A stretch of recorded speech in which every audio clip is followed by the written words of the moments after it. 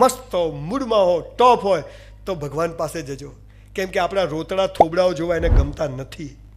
એને મસ્ત માણસો જોઈએ, ખુશખુશાલ માણસો જોઈએ. આ તો આખો હળી જાય, ભગવાન લઈ લે.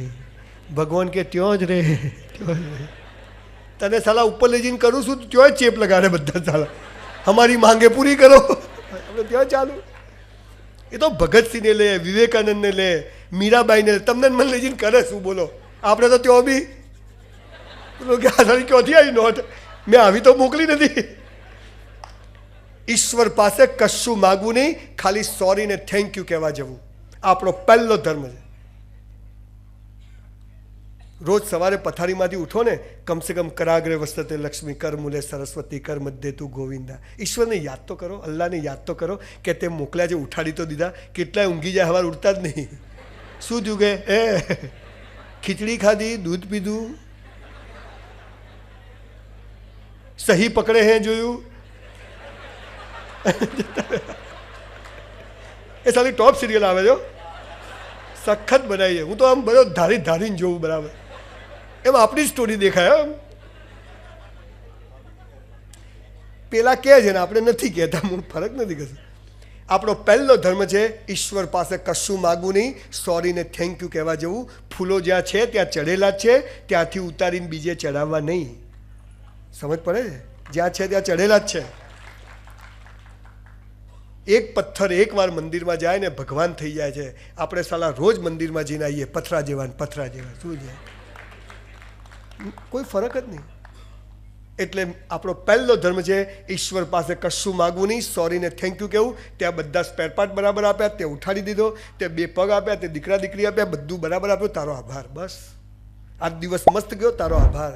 આજ દિવસ બાબુ ખરાબ ગયો, લા ભગવાન લોચો થઈ ગયો સાહેબ. બસ આટલું જ કહેવાનું. હે તું તો મારું દેખતો જ નથી, કોઈ તું તો મને કોઈ હાલતો જ નથી, મારા તો ફૂટેલા છે. એટલે ભગવાન 2 બેટ વધારે મારે કે ફોડ, હવે તારું ફૂટેલું જ છે. બીજો ધર્મ સાહેબ, અમે 2 ભાઈ હતા. મારો ભાઈ કાર એક્સિડન્ટમાં ગુજરી ગયો, પણ હું રડ્યો નથી. પણ જ્યારે બીજો ધર્મ કહું ત્યારે ઘણીવાર ઢીલો થઈ જઉં છું. આપણો બીજો ધર્મ શું છે ખબર? મનુષ્ય જાતનો, જેને ભયમુક્ત જીવવું છે, મસ્ત જીવવું છે, બિલકુલ આમ ઊંઘમાં ફોટો હસતો આવે.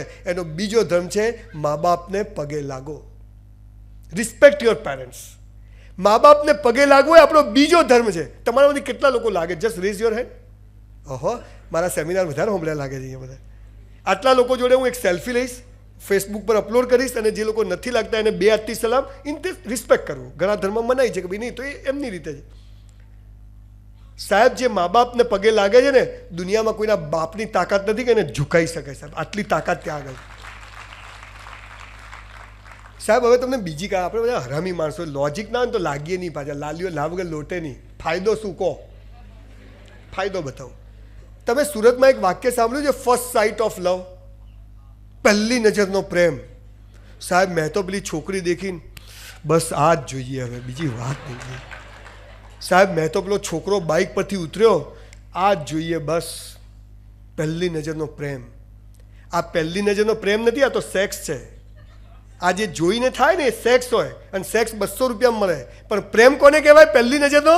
આપણે માના પેટમાં હોઈએ ને, માને ખબર નથી કે છોકરો છે કે છોકરી છે, ડાયો છે કે ગાળો છે, ધોળો છે કે કાળો છે, બહેરો છે કે બોબડો છે, લૂલો છે કે લંગડો છે. અને માં આપણા માટે લંગોટ, બાળોતી અને ગોદડી બનાવે ને, એને પહેલી નજરનો પ્રેમ કહેવાય સાહેબ.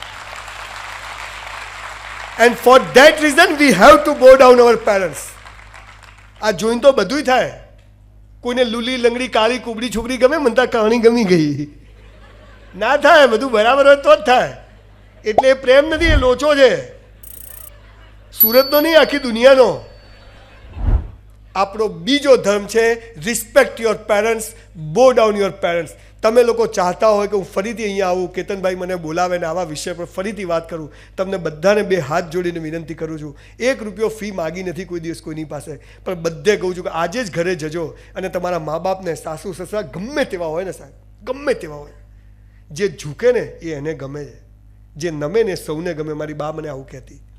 સાહેબ, તોફાનો, આંધી તોફાન આવે ને તો મોટા ઝાડો ઉખડી જાય અને નાના ઝાડ બચી જાય. કેમ કે ઝૂકી જાય. પવન આવે ને ઝૂકે એટલે પવન જતો રહે, પાછા ઊભા થઈ જાય. અને પેલું ઠૂઠું મૂળિયામાંથી જ ઉખડી જાય. ઠાकुर टूट सकता है लेकिन झुक नहीं सकता. અમારે ત્યાં ગામડામાં છોકરાઓ શું કે, અમે તો ના લાગીએ પગે. મેં કેમ? પૈસા ચાલતા નહીં વાપરવા. એને ખબર જ નથી કે પીપોડી સાહેબ ઈશ્વર કદી જમીન પર આવ્યો નથી, આવવાનો નથી, એની તાકાત બી નથી. બધી ડફોળ બનાવવાની વાત છે. અને એટલે એને મા બાપને બનાવ્યા અને મા બાપ દ્વારા આપણને પેદા કર્યા. તો આપણા ભગવાન કોણ? Our parents. We must respect our parents. Bow down your parents. મુસ્લિમ સમાજમાં એમ કહેવાય છે સાહેબ, આપણે ઘણીવાર અમુક સમાજો માટે ગમે તેવા સ્ટેટમેન્ટ આપીએ છીએ. હું નાત જાત ધર્મ સંપ્રદાયમાં માનતો નહીં, બ્રાહ્મણ છું, જનોઈ નથી પહેરતો. પણ મારા બાપાએ કીધું જે બ્રહ્મનો ફેલાવો કરે ને એને બ્રાહ્મણ કહેવાય. મેં કીધું હું બ્રહ્મનો ફેલાવો કરીશ અને બ્રાહ્મણ તરીકે સાબિત કરીશ. જન્મેની કર્મથી બ્રાહ્મણ કોને કહેવાય? આપણે મુસ્લિમ સમાજ વિશે ઘણીવાર ગમે તેવી વાતો કરી છે, પણ તમને એક વાત આ મા બાપની વાત પરથી કહું, તમે મુસ્લિમ સમાજનું એક પણ ઘરડાઘર જોયું છે? સાહેબ તાળીઓ પાડવી પડે સમાજમાં. આ શીખવાનું છે. કેમ કે એમનામાં એક વાર્તા છે, એક મોચીની. કેમ મા બાપ એ ગમે તે કરશે પણ એના મા બાપને દુઃખી નહીં કરે. અને આપણે કે ઘરડા ઘરમાં મૂક્યા, ચાલા તારી બી એ જ હાલત થવાની, યાદ રાખજે તું. જે મા બાપને ઝૂકે છે ને સાહેબ, એટલી જબરજસ્ત એનર્જી પેદા થાય છે કે કોઈ દિવસ દુઃખ આવતું નથી. અને આ તો મા બાપને પગે લાગે કેવી રીતે?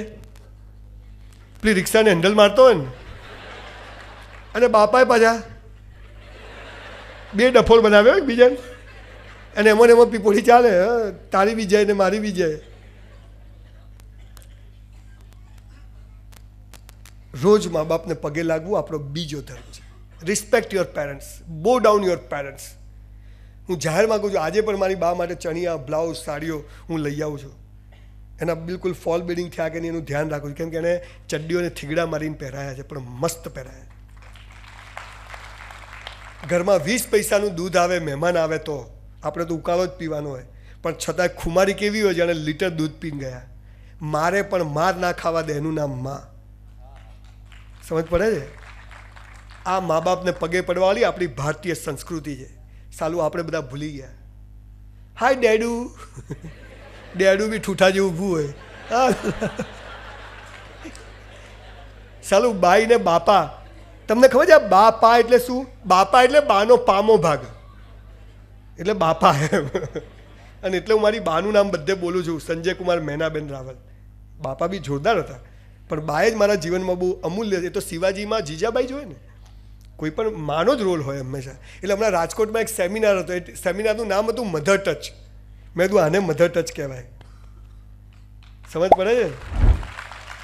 એક અભણમાં એક કાચા પથરાને કેવો તૈયાર કરી શકે. અને એ મા બાપને સાલું આપણે પગે ના પડી કે એક શબ્દ સામે બોલી, એમની વાત સાથે સંમત થવું ના સંમત થવું એ જુદી વાત છે. એ કહે કરવું એ જુદી વાત છે. ઓબિડિયન્ટ છોકરા છોકરીની વાત જ નહીં, મને ગમતા જ નહીં. અમારો છોકરો તો અમે કહીએ એમ જ કરે. મેં તું ફાતડો થશે નક્કી. કે કરે સારી વસ્તુ છે, પણ એ એનો અવાજ પણ રજૂ કરે. આવા છોકરા છોકરીઓને આજે સમાજને જરૂર છે. એ બહુ રિસ્પેક્ટથી મા બાપને એમ કહે કે તમે આમ કહો છો પણ હું આમ કહું છું, તમે કહો છો કે આમ કરો પણ હું આ ચર્ચા કરી શકાય. એવા બાળકોની જરૂર છે, એવા મા બાપની જરૂર છે. બેટા તારે શું કરવું? જો બેટા આમ કરશો તો આમ થશે, આમ કરશો તો આમ થશે. તાર કૂવામાં પડવું જ પડ. ના ના અમારે તો એકનો એક છે, 3 જણ પડો, બીજું શું હોય? બીજું શું કરવા તમને કંઈ કહું. બીજો ધર્મ છે મા બાપને પગે લાગો. ત્રીજો ધર્મ, મેં 12માં સાયન્સ રાખ્યું, ટકા સાલા આવ્યા, ની 54% આવ્યા. એટલે ખટારા જેવી કોલેજમાં BSc ચાલુ કર્યું. અને રાત્રે એક હોટલમાં હું વેઇટરની નોકરી કરું. I was waiter in a hotel for 3 years in my life. 3 વર્ષ હું એક હોટલમાં વેઇટર હતો. કોલેજની કેન્ટીનમાં બેઠો હતો. એક દોસ્તાને બધું સાલું જિંદગી ખરાબ થઈ ગઈ. મને કે કેમ? મેં તો કોઈ છોકરીઓ બી અમે દેખતી નહીં, ટકા આવે નહીં, ખટારા જેવી કોલેજમાં ભણો, કઈ છોકરી દેખે આપણી આવે.